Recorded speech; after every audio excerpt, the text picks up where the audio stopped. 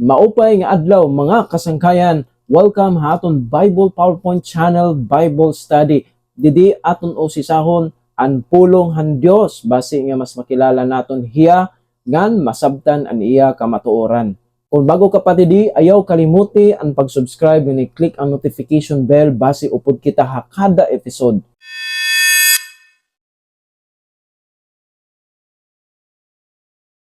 Mga kasangkayan, yan na aton pag-aadman ang usa nga importante gud nga topiko, ang pulong ha Dios.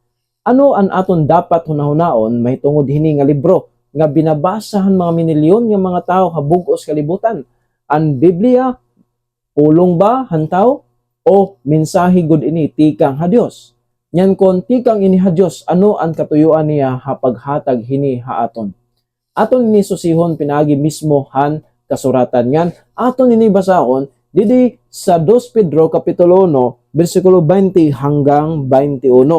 Siring pa didi waray tagnahan kasuratan nga nagtikang hakalugaringon nga pagsabot hantaw kay waray pagod tagna nga ginsumat pinaagi han kaburuton hantaw kundi ang mga tao nagyakang tikang ha Dios samtang gingiyahan hirahan baraan nga espiritu. Ini nga teksto nagahatag haton hin importante nga idea.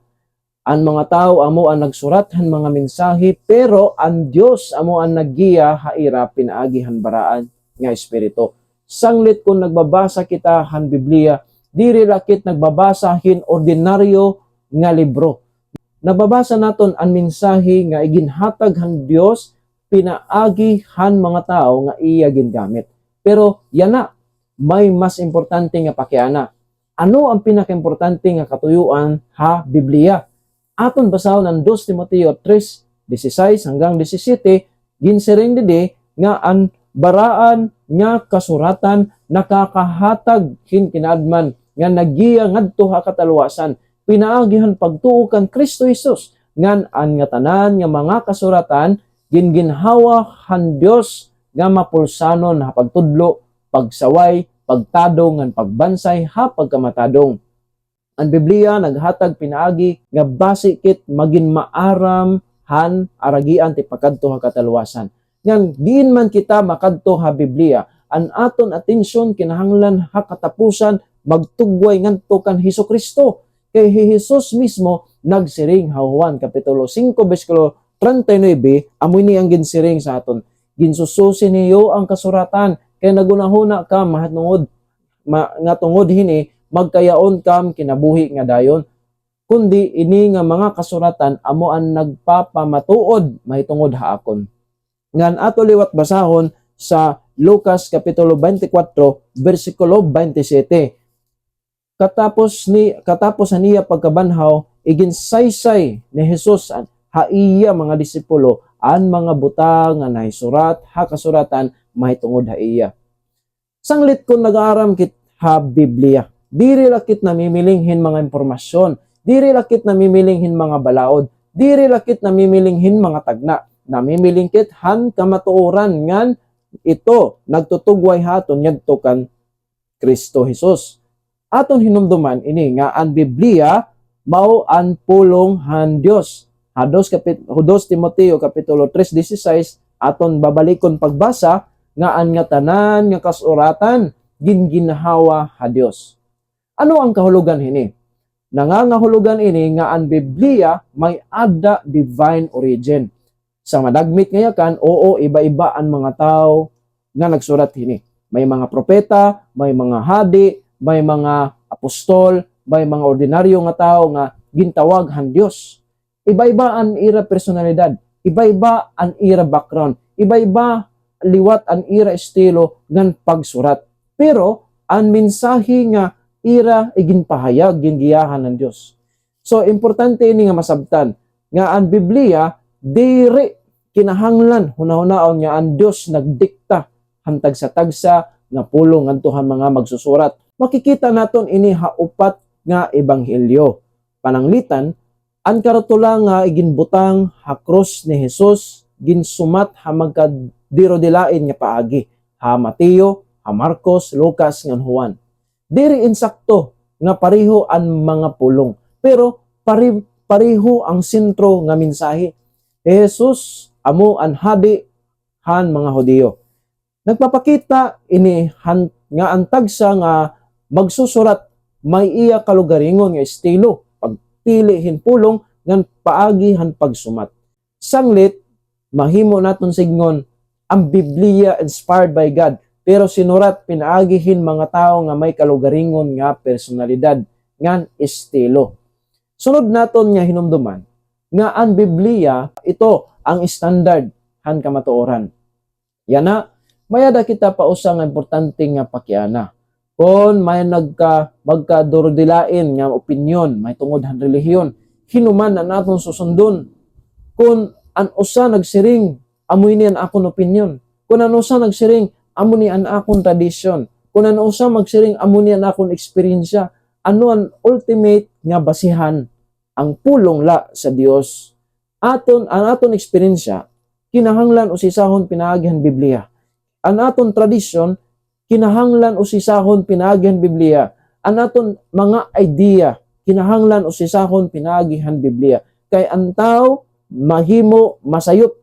Ang aton eksperyensya, mahimong makalilimbong sa aton.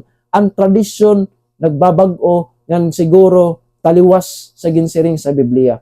Pero ang pulong han Dios amo ang aton standard han kamatuoran. Amo ini ang prinsipyo nga aton makita han Isaiah 8 verse 20. Ang siring padidi habalaod nyan ha testimonya kun diri hira magyayakan uyon hini nga mga pulo tungod kay waray kalamrag ha ira. Sanglit diri igo nga masiring kita amuni ang akon nga gintutuhan. Kinahanglan liwat kita magpakiana ano ang ginsiring ha Biblia. Lain pa aton masabtan nga ang baraan ni Espiritu la ang naggigiya ha aton nga makaintindi ket sa pulong sa Ginoo. Pero may usa pa nga butang nga kinahanglan naton hinumduman. Diri igo nga may Biblia kita. Kinahanglan liwat naton ang paggiya ha baraan ni Espiritu.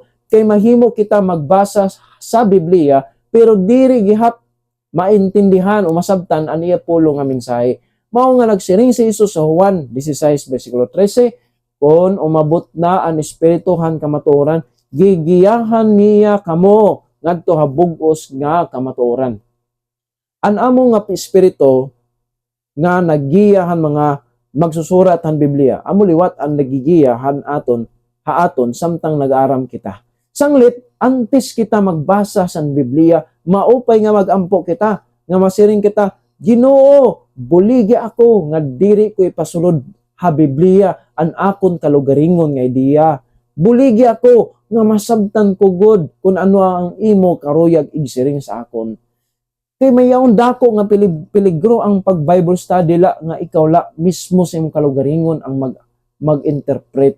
Ang peligro amon pag-abri han Biblia base la mapamatud-an an aton daan nga gintutuhan nga kamalian. Imbis nga tugutan naton ang Biblia nga magtutdo ha aton, ginhimo naton nga ang Biblia ang magsuportahan aton idea. Paano naton mainterpretar ang Biblia? Mayada duha nga importante nga pulong ha Bible interpretation. Eisegesis ngan exegesis. Ang eisegesis amo ang pagpasulod han aton kalugaringon nga idea ngadto ha teksto.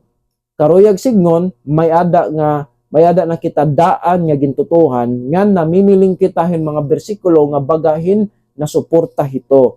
So amoy niyan usa nga peligro ha paggamit in proof text. Sometimes pipilion la nato ang usa nga bersikulo ngan diri na naton babasahon ang mga bersikulo nga nakapalibot hito. Butsignon waray na kita sa konteksto. So ano naman liwat ang exegesis? Amoy niyang kabaliktaran. Aton ginpapagawas tikang ha teksto ang kahulugan nga karuyag ipahayag han magsusurat. Aton ginpapakiana ano ang iya ginsiring para kan kanay ini ginsurat.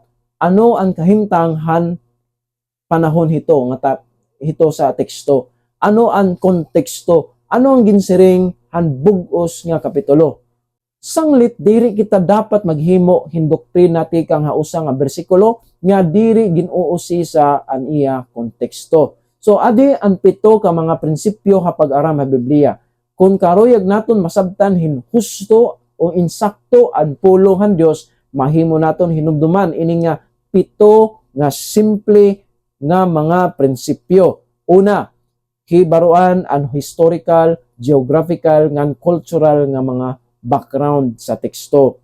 Ikaduha, basaha ang bersikulo ha sulod han iya kapitulo nga libro o ginatawag nato ito nga immediate context. Ikatatlo, tagda hinmaupay ang grammar nganan mga pulo nga ginagamit han magsusurat. So ikaupat, hibaruan anay ang original nga kahulugan han teksto antes naton himuon ang personal application. Ikalima, kung makuri ang usa nga teksto nga interpreta ito hakahayag han mas klaro nga mga teksto ha bug-os god nga Biblia. So ginatawag nato ni the totality of the scriptures. Ang ikaunom, basa ang daan ng bag-o nga testamento nga magkaupod ang duha, nga nagkauyon, nga nagkukumpleto o ginatawag nato nini nga harmony of the scriptures. Sa ikapito, kung posible ikumpara ang sobra usa nga Bible translation nga hamas halarom nga pag-aram o sisaha liwat ang Hebrew ngan Greek nga mga pulong. So ini nga mga prinsipyo magbulig haton nga diri naton himuon ang Biblia nga magsiringhan aton la kahuyag. Ngan ang pinakaimportante mo pagkahibaro kung sino man ang sentro ka Biblia. Mga kasangkayan, kung aton hunahunaon, may ada usa nga dako nga mensahe nga nagdudugtong han bug-os nga Biblia. Mao ini si Ginoong Hesukristo. Ang mga kasuratan nagtutudlok ngadto ha iya. An iya kinabuhi, iya kamatayon, an iya pagkabanhaw, an iya saad na kataluwasan, mao ang ginsiring sa Roma 1, versikulo 16 hanggang 17, ginsiring ni Pablo, nga ng Ebanghelyo, amo ang gahom han Diyos, ngadto ha kataluwasan, han nga tanan nga mga nagatuo. Ngan ang pagkamatadong han Diyos, igid papahayag, pinaagihan pagtuo. Sanglit, kung mag-aaram kita han Biblia, kinahanglan diri kita maging eksperto la han mga impormasyon, kinahanglan maging estudyante kita nga makilala naton si Kristo. Kaya ano man ang aton hibaruan, mahitungod han Biblia, kung diri naton makilala ang Dios nga iya gigin pakilala. Ano man ang pulos han aton mga doktrina, kung diri kita nagiyahan ngadto kan Kristo. Ang totoo nga Bible study diri la nagpapadugang sa aton knowledge. Nagpapabag-o ini sa aton kinabuhi. Sanglit, ano man ang Biblia? Ang Biblia amo ang sinurat nga pulong han Dios nga ginhatag pinaagyan mga tao nga gingiyahan han baraan nga espiritu. Ito ang aton standard han kamaturan. Ito ang aton giya hapagtuo ngan kinabuhi. Ngan labaw nga tanan, ito ang naggigiya ha aton ngadto ha kataluwasan pinaagi kang Kristo Jesus. Mao nga hakada panahon nga mag-abri kita han Biblia, ayo la kita mapakiana sini. Ano ang akon karuyag mabasa dinhi? Mas maupay nga pakiana, Ginoo, ano ang imo karuyag itutdo ha akon pinaagyan ni imo pulong. Magbasa kita nga may pagpaubos, magbasa kita nga may pagampo, magbasa kita nga gingiyahan ha Espiritu Santo.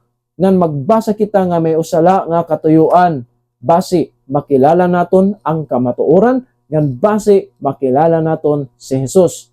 Kay sugad han ginsiring nga Salmo 119 bersikulo 105, ang imo pulong lampara haakon mga tiil, ngan suga haakon aragyanan. Mga kasangkayan, ang Biblia dili libro nga aton ginbabasa. Ito ang pulong nga nagtutudlok na haaton o nagiya haaton ngadto ha Dios, ngadto ha kamatuoran, ngadto ha katuluwasan. Salamat ha iyo pag-upod han aton pag-aram. Kita hasunod nga episode din aton dugang nga usisahon ang mas importante nga mga pakiana mahitungod han pulong sa Dios.